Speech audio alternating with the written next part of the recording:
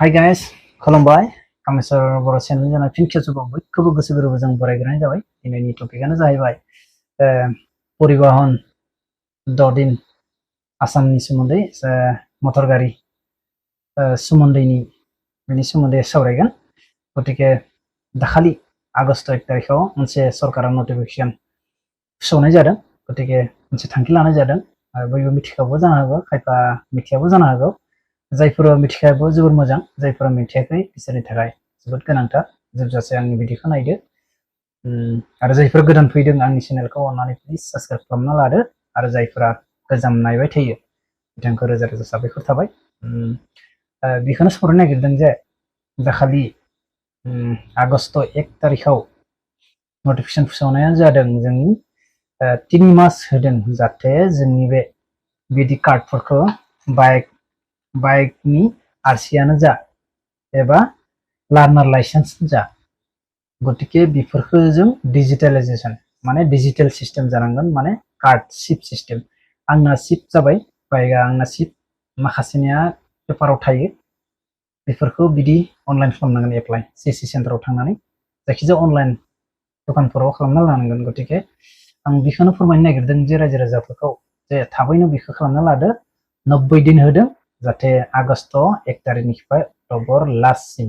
गतिके सानथाम थांबाय रायजोफोर, आरो बाखिफोराबो थांनो टाइम नाङा, गाबोन मावगोन समफोर मावगोन होननानै थांबाय थायो। गतिके नोंथांमोना आंनि बे ब्लगखौ नायदोंबा थाबैनो बानायना ला, गावनि थाखायनो मोजां जासिगोन। जेराव थाङो जेराव बानायना ला, खालि आं खबरखौ होनाय बायदि जादों रायजोफोर। गतिके आं बेखौनो बुजायनो नागिरदों जे गिबियावनो आं लाइसेन्सनि सोमोन्दै बुजायो।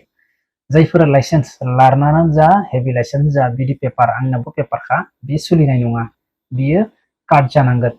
बे सिप सिस्टेमनि बिदि आरसि सिप सिस्टेम जानांगोन माने। आरो बे सिप सिस्टेम बानायनो लानायाबो कम्पिउटाराव माने मबाइलाव थानांगोन।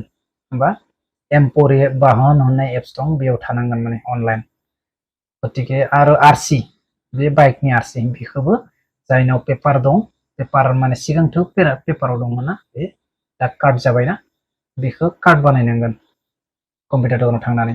गतिके बाखि इन्सुरेन्स पलिउसन बेफोरो बेयावनो दं, डकुमेन्ट आपल'ड खालामनानै माने टटेलि आपडेट खालामनानै दोननांगोन। गतिके गोबां गिदिर थांखि लादों डिटिअ अफिस एबा परिबहन डट साइटनिफ्राय। गतिके बयबो सांग्रां जा रायजोफोर, जाहाथे जों मावगोन होननानै थाबाय थानाङा। मानो होनबा जोंनि गारि गुरा बा मटरानो जा गारियानो जा गोबां खस्थ'जों आरजिनानै लानाय जायो। गतिके जों बेखौ डकुमेन्टफोरखौबो आपडेट खालामना लाखिनाया जोंनि दायित्व, गावनि गारि नालाय। बेखौनो आं फोरमायना होबाय। गतिके जायखिजाया डिजिटेल बानायना लादो। जायफोरा दङ, जायफोरा डिजिटेल दंखायो बिसोरनाथ' मोजां, बिसोरना बानायनाङा। जायफोरा पेपार कागज बायदि दं बिसोरो जाहाथे बानायना लानाया गाहाम।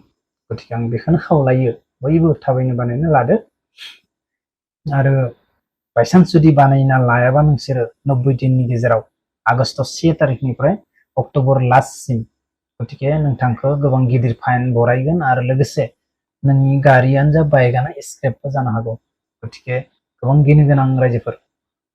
आरो माखासे नटिफिकेशनथ' मिथिखायो, हेलमेट गाननानै सालायनांगौ, बेथ' अलरेडि रुलखा। आरो लोगोसे जुमाय लोंनानै गारि सालायनाङा, बेखौबो सिगां बानायखाबाय आं, बेयो डाइरेक्ट एफआइआर खालामखायो। गतिके गावनि बे रुलफोरखौ फल' खालामनाया जोंनि दायित्वखा। बेखायनो आं रायजो राजासिम फोरमायहरबाय। गतिके बे परिबहन डटनि सोमोन्दै मा रुल लादों, गतिके नोंथांमोना मिथियाबा सोरनोबा सोंना लादो मा सिस्टेम डिजिटेल बानायनांगौ, थाबैनो बानायना ला।